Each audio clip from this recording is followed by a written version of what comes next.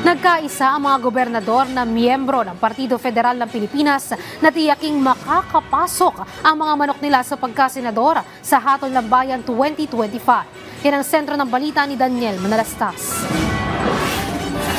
Isang pulong at dinner kagabi ang naganap sa Partido Federal ng Pilipinas. Kasama rito ang mga gobernador mula sa iba't ibang lugar sa bansa. Naroon din ang isa sa mga pambato ng partido sa pagkasenador na si Senator Francis Tolentino. Pagtitiyak ng presidente ng partido, sisikapin nilang makapasok sa Senado ang mga manok ng kanilang partido.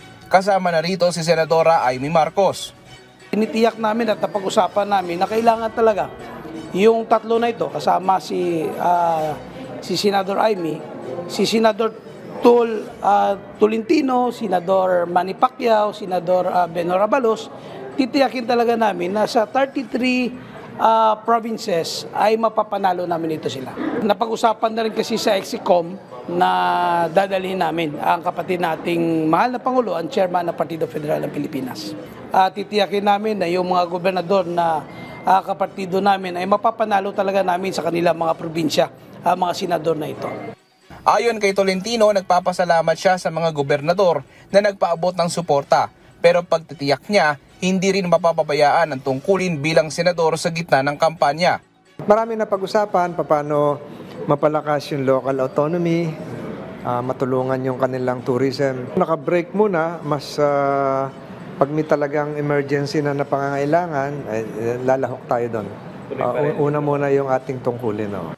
Ayon kay Governor Tamayo, mahalaga na maraming makapasok sa pambato ng administrasyon sa Senado para masiguro na nakaangkla ang direksyon ng Senado sa direksyon ng ating Pangulo.